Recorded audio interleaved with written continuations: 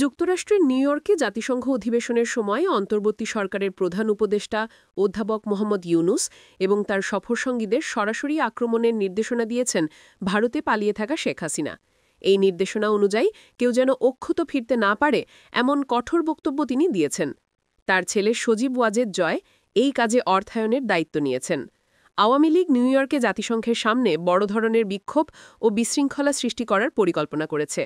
তারা স্থানীয় ও বিদেশি নাগরিকদের মানবাধিকার কর্মীর ছদ্মবেশে ভাড়া করে এই বিশৃঙ্খলা চালানোর ব্যবস্থা করেছে।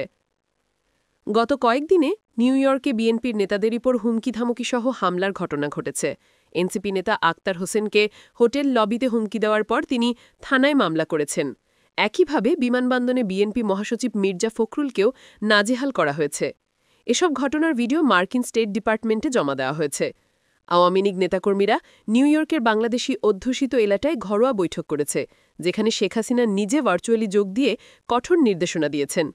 এক বৈঠকে তিনি উগ্র ভাষায় বলেন, ওদের একটাকেও আমি ছাড়ব না, যা শুনে উপস্থিতরা তার আচরণকে অসংলগ্ন বলে অভিহিত করেছে। নিউ ইয়র্কের বাংলাদেশি কমিউনিটিতে এই পরিস্থিতি নিয়ে গভীর উদ্বেগ বিরাজ করছে। স্থানীয়রা বলছেন, জাতিসংঘ অধিবেশনের সময় বিশ্বের অন্য কোনো দেশের নাগরিকরা এমন বিশৃঙ্খলা সৃষ্টি করে না, শুধুমাত্র বাংলাদেশিরাই করে। এর ফলে মার্কিন প্রশাসনকে অতিরিক্ত নিরাপত্তা ব্যবস্থা নিতে হয়, যা প্রবাসী বাংলাদেশিদের জন্য লজ্জার। অন্যদিকে আওয়ামী লীগের সহিংসতা মোকাবেলায় বিএনপি কার্যত ব্যর্থ হয়েছে।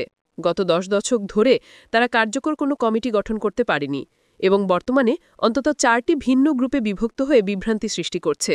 এজন্য বিমানবন্দরে আওয়ামী লীগের হামলা ঠেকাতে তারা কোনো প্রতিরোধ গড়ে তুলতে পারেনি।